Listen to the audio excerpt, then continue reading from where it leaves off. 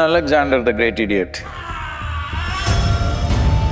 had this dream of conquering the whole world, but at that time in history, the important part of the world, and even today is, but at that time it was significantly so, was everybody wanted to conquer India because of the wealth and the culture and the most prosperous nation on the planet, all these things. So he was moving towards India, on the way was Persia. So he ransacked the Persian Empire, killed almost all the male members of the royal family, and then he wants to leave, move towards India. But he needs somebody, a vassal king, to manage that. Somebody who's his puppet who will manage the kingdom for him. You can't just pick up somebody and put them up in those days. They must be of the royal family, otherwise people will not gel with that. So he started looking, but unfortunately he had killed every male member of the royal family. Then somebody said, there is one prince who left the family long time ago and he spends all his time in the graveyard. The Persian people have this, that they're dead, they neither bury nor burn. They're very smart people. Even today, they're very smart people. Why waste firewood on the dead? Fuel. Why pollute the air by burning? Why take the labor of digging holes in the earth? Just leave it for the birds and other scavengers to eat the meat. Then the bones alone you bury, which is easy because after 100 people have died, one colossal digging you have to do, easy. I'm just saying, this is their way, this is their tradition. So this young prince left the family. For years, he's been just sitting in this graveyard, watching these bones, trying to realize something. There's a whole tradition in India that yogis, first part of the training is they're sent to the cremation ground, go sit there and watch. So Alexander went in search of this man. So he was sitting there with a heap of bones. Alexander said, see, I will make you the king.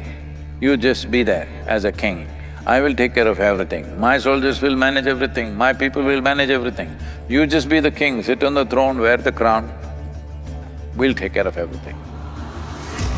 Then this prince, looking at a heap of bones here,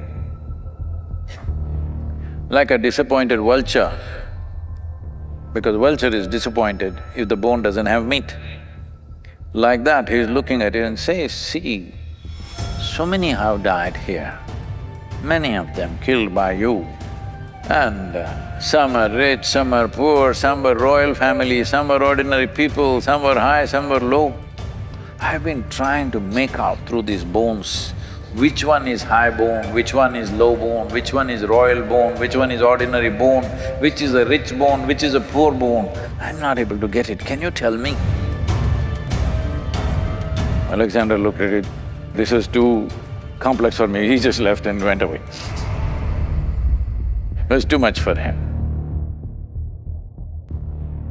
The most precious thing is your life, it is slipping away. You are thinking this and trying to find explanations for the drama that's happening around you, time is going away. If you could stop time and discuss how your husband is not okay, we can do it.